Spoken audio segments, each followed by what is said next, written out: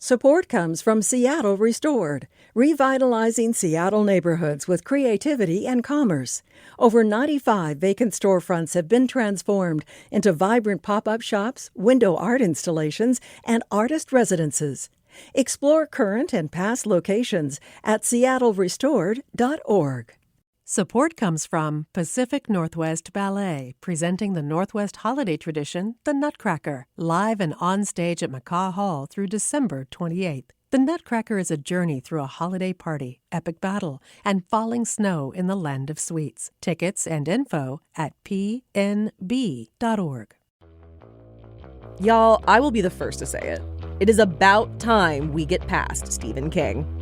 There are so many other horror writers out there doing really great stuff, I promise. Like translated horror, with perspectives from around the world where we can learn new mythologies and archetypes. Or, this is a good one, cosmic horror, that tackles fear of the unknown, what is out there, and what is so forbidden about knowing it. Sci-fi is the speculative fiction tool that looks to the future. But horror, that's about today. Our real-time anxieties, moral conundrums, or guilt, and the monster, internal or external, that's haunting us. So I've got a panel planned to help all readers get into the horror mix. I'm Katie Campbell, and this is Meet Me Here, your weekly guide to arts and culture events worth leaving your house for. And this week, we're hitting the books with Roxanne Guiney, the owner of Haunted Burrow Books, a horror bookstore in Seattle, and local author Sadie Hartmann, aka Mother Horror. She has anthologized the best of horror and the horror with the most feral women on the page. I love that. So, expect lots of recommendations and takes on what we want more of and what we're sick of in horror. I cannot wait. This is going to be so spooky fun. Okay, but that's all coming up in just a second. First, let me tell you about an event I'm really excited for. Believe it or not, I had a few years when I wasn't reading many books, if any at all. Crazy, I know, what is my personality without books? But when the COVID pandemic turned the world upside down in 2020, remember that? I used the time to rekindle my relationship with books, starting with one that remains among my all-time favorites, Susan Orlean's The Library Book. It's some of the finest storytelling I've ever read, which makes sense because, hello, Susan Orlean is awesome. She's been a staff writer at The New Yorker for as long as I've been alive, that's complimentary, and she's written several bestsellers. And she's coming to Seattle. Not to talk about the library book, sadly for me, but to launch her new memoir, Joyride. That's right, she's turning the tables on herself, writing about her life instead of others for once. And she's telling all about the adventures that led to some of her most groundbreaking work, including how she got her start in local newsrooms right here in the Pacific Northwest. Rad. Susan will be at Town Hall Seattle on November 7th. She'll be in conversation with Claire Dederer, who is also a national bestseller and acclaimed writer. Tickets are available at a few different price levels, so you can hopefully find one that suits you at the link in the show notes. And if you are in need of even more events, tune in to 94.9 FM on Thursdays at 12:45 p.m. for the weekend warm-up on Southside, or Fridays right here in the Meet Me Here feed.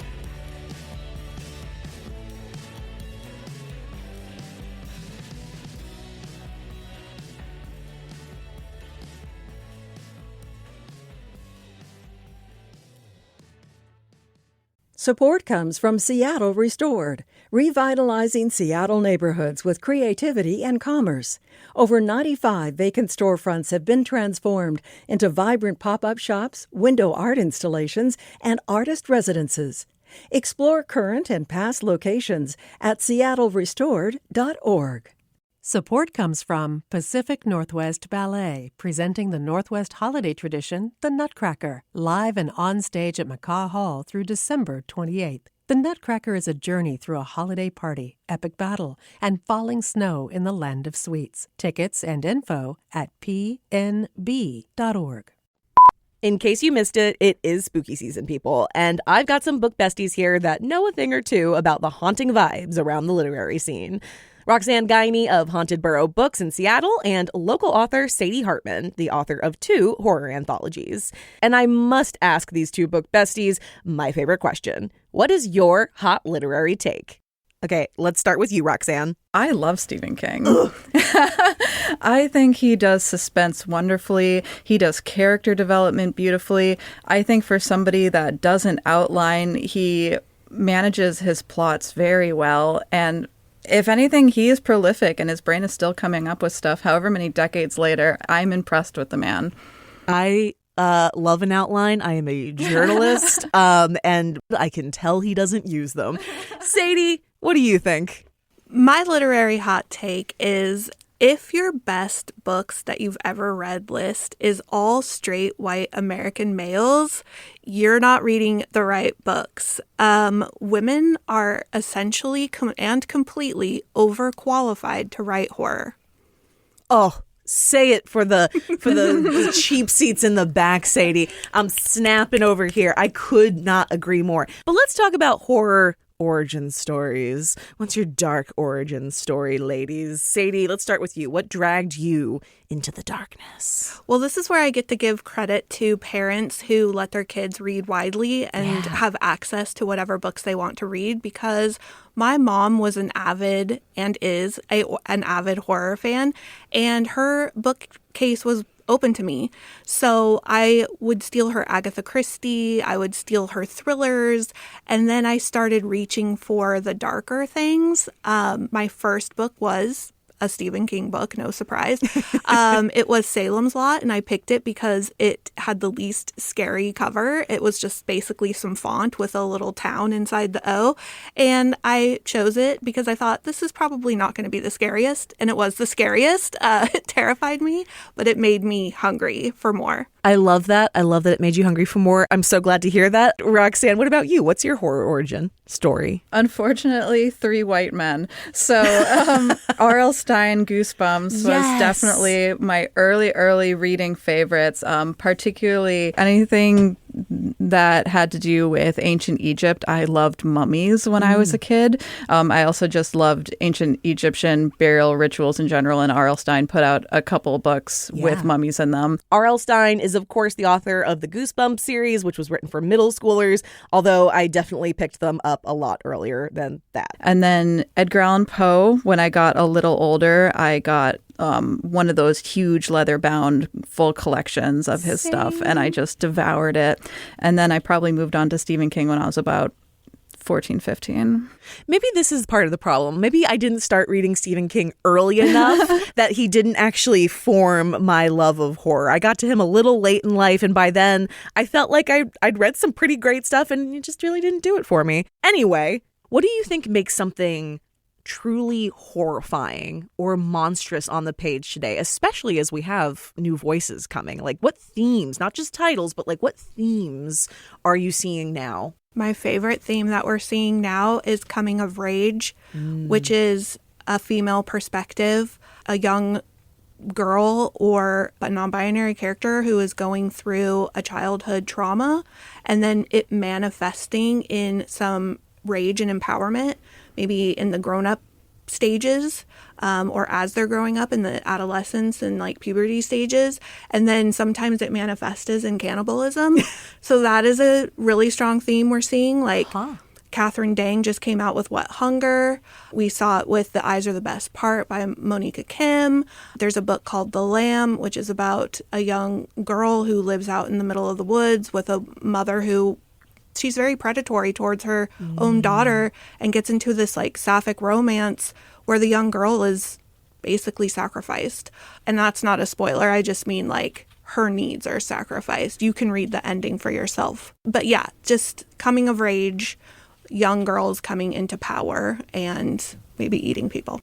Okay, got it. So lots of cannibalism, some big rage. Roxanne, what are you seeing that's truly horrifying or monstrous on the page today? So I think that is going to be deeply personal to whoever is reading the book. I think people come into reading anything with their own baggage, with their own personal tastes and dislikes and fears. I am reading Sister Maiden Monster right now by Snyder. It's like this cosmic horror that focuses on 3 femme archetypes, and it deals with a virus. I'm already very, very afraid of Contagion. It makes me feel like there's horror everywhere. That was already making me squeamish in the book. But then there's a scene early on where the doctors are conducting tests on her to see what her treatment is going to be like, and they give her something to eat, and she's devouring this, and it's causing this emotional response in her, firing her up, and you discover that she's eating brains. And I think that many people would be then squeamish about the cannibalism aspect. For me, I was like, this is turning into a zombie story. But I need to read it because it's our next book club book at Haunted Burrow Books. Oh, no. I think, too, like, we just went through a historic event a few years ago and are still kind of in it about Contagion. We had the COVID-19 pandemic, which opened up a whole new world of horrors for a lot of folks. Like, the concept of, like, in the modern era, we could live in a pandemic. Like, excuse me, what? What? That's kind of how I reacted. I'll also add, I think climate horror is becoming more of a thing. I have read so many books recently that even have the slightest hint of climate or environmental horror in it. Agustina Bazterrica's latest work, The Unworthy, mentions a dystopian world in which she imagines, even for the briefest moment, that the oceans are gone. Just gone. And that concept was horrifying to me. So there are authors that are exploring the natural world and the horrors that we wreak on it and it wreaks on us in a really exciting way, I think. So we're kind of getting into it, but how have y'all seen the genre evolve? Like, what new monsters or fears are you noticing that authors are really interested in exploring? I recently read a new favorite book called The Bat Eater and Other Names for Cora Zeng by Kylie Lee Baker. And it takes place during the COVID pandemic. It deals with themes like the Asian hate that was going on at the time. It's a small friend group who they've been tasked, or I think they're employed, with a crime scene detail cleaning up like company. And they're starting to realize a pattern as they're cleaning up these crime scenes of maybe a serial killer who is targeting Asian people. And so they kind of go on their own amateur detective vibe there. If you like serial killer books, you'll love this book. If you love cultural ghost stories, that's in here. If you like something humorous, the friend group is really cute and funny. I think genre blending is getting so much more nuanced that you can have a book like Bat Eater and it could have multiple ways that readers can enter into the horror genre. So I think the genre blending has been ratcheted up a few notches. Okay, Roxanne, what about you? How have you seen the genre evolve? I think I've seen a lot of unique stories being told.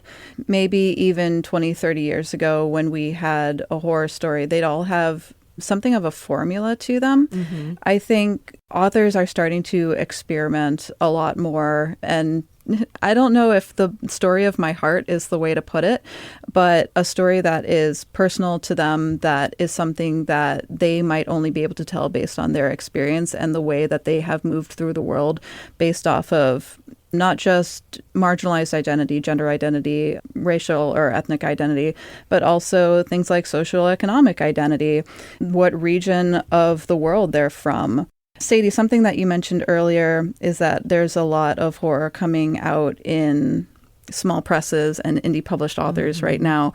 And one thing that I think that is allowing is these stories are being able to be told right now, and agents, editors, publishers would not have normally taken a chance on these things because they didn't fit the mold.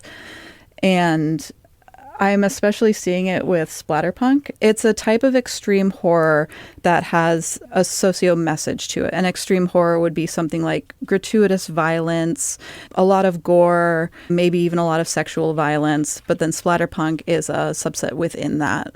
So the punk is the message part. But I'm seeing a lot of really unique stories come out in splatterpunk right now. But there is a wonderful femme rage splatterpunk right now called Full Brutal that I recommend. Kristopher, Triana. Yeah, thank you. And I think because horror is so personal and it's based off of the baggage that we bring to it, it can't follow a formula. Like a true horror is something that has to be surprising in some way. I just wanted to piggyback off what you said, Roxanne, too, about the indie publishers, because you have something like Charco Press, which is putting out so much translated horror, and I don't remember reading any translated horror when I was I couldn't find it. I didn't even know it existed, honestly. And now we are having, like you mentioned, Katie, about Agustina Bazterrica, Mariana Enriquez. Like, we are just getting all of this translated horror, which is a very exciting time to be a horror fan, because we are getting horror from all over the globe. Yes. I'm a big fan of Japanese and Korean horror. I think we all know they've always done it really well, especially in film. I feel like I'm seeing more horror that's human, where the horror comes from the awful things we inflict on one another instead of something paranormal. Why is it that we're thinking so much about the monstrosities that humans commit? I think that horror reflects our intimate fears and our current crisis. And that's not to say our current crisis right now. I'm just saying, even though that fits, I'm saying any current crisis. All the time, horror reflects what's going on in the culture around it. And then it's a safe place for readers to go ahead and enter into this relationship with something that feels safe but also scary at the same time. Like you were talking about racial injustices and things. Those are very heavy topics that we have to wrestle in our minds, but then you can interact with it in horror and you can watch characters navigate through something so scary like a zombie pandemic or something like that, and you can watch them navigate through it. And what did they do? How did they survive? How are they going to get through this? And all the while your brain is wrestling through those very same things for yourself in these very real ways that we see around us too. To be honest, I think horror's always kind of done that, with the exception of maybe cosmic horror, where the horror is like unknowable. I think the monster has always been a reflection of what society is afraid of, whether that's other human beings, whether that is supernatural elements. As far as other human beings, whether they are people that they don't see as human beings, like foreigners. I disagree that we're only focusing on non-supernatural horror right now. I think that there is quite a bit of supernatural horror that's come out in like the past 20 years that is widely read and widely resonated with. Is there anything in horror that hasn't changed, that y'all are sick of seeing, that you're just like, please stop it? When I was growing up, slashers were really big. Like, they were what people thought of when they thought of horror. And a big aspect of slashers was not only the gore, but also there was always a sexual element in it. I would love some horror that is just psychological. I would love some horror that doesn't have much gore at all. That, I'm sorry for people that love spicy horror. I would love some horror that doesn't have a lot of sex. I just want to be in somebody's mind as they're completely breaking down. And I want to see them get helpless and desperate and do things that they would not have otherwise done in order to save themselves and the things and people that they love. That is what I want. And I don't see much of it that doesn't have a lot of gore. I agree so hard with you. I don't love the gore. I don't think that's what we have to rely on. Sadie, what do you think? What are you done with?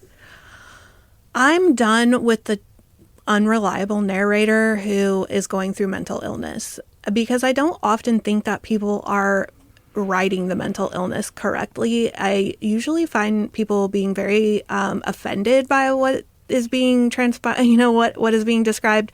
I'm kind of thinking of not the woman in cabin 10. The woman in the window? Yes. And also the woman on the train. I mean, just the woman on the train. The woman anywhere who is an alcoholic or going through mental illness, and she's unreliable and everything is her fault. Like, I'm tired of that. Same. And I will say, I think the British writers do that often. And I'm just like, stop it. Yeah, stop. We get it. You have a thing against single women with a problem. I'm personally done with zombies. I think we've come up with some interesting takes on it. I think The Last of Us, the show, is interesting. I think The Walking Dead was a great graphic novel series, but zombies are kind of tired for me. Anyway, so who or where in the world do you want to hear more from? Whose context do you want to see brought into the conversation more? I would love to see more Russian horror. There is a post-apocalyptic novel that I love called The Slynx. One thing that the book really tackles is brain drain, and that's something Russia faced very severely in the past several decades as intelligent people or educated people left or were silenced by authorities. I would love to hear more horror from that. Yeah. How about you, Sadie? Is there any kind of horror you're hungering for? Yes. In the spooky season, which I typically categorize as the Burr months, October, November, December, I read Gothic, almost strictly Gothic. I read traditional horror throughout the year, but I really save this space and this time, this season for Gothic. And I would like to see more voices, more diverse voices in that. Gothic horror like Dracula, Frankenstein, the work of Edgar Allan Poe. That's a fun way to get into the scene for sure. I think traditionally it seems to be a really British thing. You know, when you think of it, it's like windswept Cornwall just tends to like come to the surface. But I want the Gothic setting in a variety of places. I want it from translated works. I want it from different cultures, different contexts. Like that would really make me happy. For people sleeping on the genre, what do you think horror offers readers that other genres just don't? So I will say, with the exception of romance, and this is not my unique idea. This is just an idea that I wholeheartedly agree with, is that horror is one of the few genres alongside romance that can make the reader genuinely feel something. That being a quickening heart, your palm sweating, the urge to lock your door. I absolutely adore that horror can make the author reach out of the page and shake the reader. Yeah. Sadie, how about you? What do you think it offers? I feel like horror can be a bridge to anything that you're already enjoying. So if you love historical fiction, I have horror books for you. If you love the Gothic, I have horror books for you. If you love romance, I have a lot of horror that has romance as either a side story or the main thing. I think that people who love cosmic, who love sci-fi, who love anything, I can build a bridge to horror. Because, like you said, Roxanne, horror is this feeling, and you can insert that or pull from it from in any genre. All right, y'all. We got one last thing. We've had a lot of recommendations, but we're gonna hone in just a little bit. So, you know that feeling when you finish a book and there's this void, and maybe you're screaming into it and it's screaming back at you, and you go searching for ways to fill that void or stop the screaming.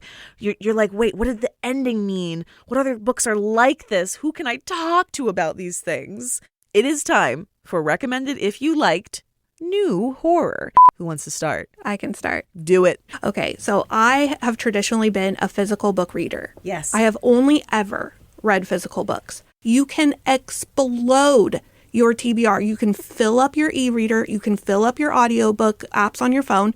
You can support your local library. You can support your local bookstore, all from your house, which most readers and horror authors are introverts. And so it's very great to just sit there and have, while you're walking, an audiobook going, while you're in bed at night and you don't have a good lighting source, you can read your e-reader, and then during the day you can read your physical book. Heck yeah. I love that. I am a huge Libby fan. Love that app so freaking much. And Hoopla is great because it's Libby without a weight. Ayo. I also just want to plug my books. I just realized I haven't really even talked about them. But if you don't know where to start, you can read 101 Horror Books to Read Before You're Murdered, which has a list of books that I have loved over the last 20 years. It's definitely a snapshot of modern horror and where it's going. I also just released in August Feral and Hysterical, Mother Horror's Ultimate Guide to Reading Dark and Disturbing Fiction by Women. Yes. Like I said, changed the chemical makeup of my brain, dedicating 2 years to reading horror by women, and then I compiled all of those books that I read into very niche, very specific lists for you. So you can read by mood and vibe.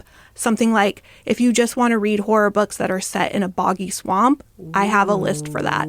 And my full-time job is reading horror. So you can follow me on Instagram. If you don't want to buy my books, you can just get free recommendations for free. I hate when I Google something like, give me a bunch of haunted house stories or a bunch of possession stories, and I feel like it's just the same 10 books over and over again. But if you go to a librarian or a bookseller, somebody who genuinely reads a lot and is just around books all the time, talking with other people who also genuinely enjoy books, you are going to be able to get not only modern recommendations, deeper recommendations, like these are people that read with both breadth and depth. You're going to be able to find your hidden gems. I'm so sorry for the introverts, but I promise you a 10-minute conversation with somebody who also enjoys books is going to be worthwhile when you come out with a few good recommendations that are actually going to resonate with you. I will put in a second for that, especially with the booksellers. We also talked about reading authors from different cultures and different translated works, rather. Two that I'll recommend that had more of like an experimental vibe, I'd say. We Used to Live Here by Marcus Kluwer, another wild psychological horror. Ring Shout by P. Jolly Clark, really cool black horror concept, loved that. And then I will also say, for a vibe setter, I recommend reading climate horror, but I'd recommend going for a visit to the Quinault rainforest on the Olympic Peninsula and reading your horror during the visit. It's dark, it's PNWE, but it's beautiful, and reading about some of the like disappearing earth vibes, disappearing climate vibes in a beautiful place like that can really send it home and be extra terrifying. Roxanne Guiney is the owner of Haunted Burrow Books, a horror bookstore in Seattle, and Sadie Hartmann, aka Mother Horror, is a local author of 2 anthologies on the best of horror and the horror with the most feral women on the page. Except I am pretty sure I'm not included in that, Sadie. You can apologize to me later. Thank you both so much for bringing your ghoulish, wonderful spirits to our table today, and thank you for all your recommendations. Thank you so much for having us. Thank you for having us.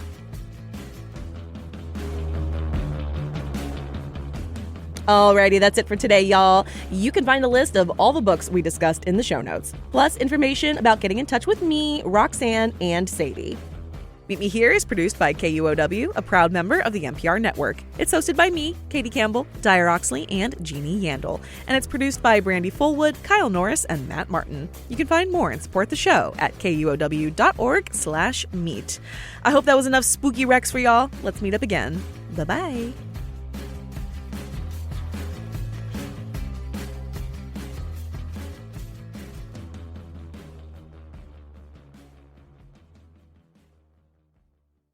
I'm Chris Morgan.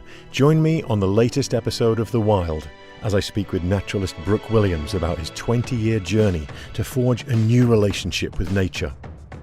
In his book, Encountering Dragonfly, Williams opens himself up to the poetic meaning of the dragonfly, but also all the unseen forces in nature that are so captivating when we learn how to see them. Listen to The Wild with Chris Morgan on the KUOW app or wherever you get your podcasts.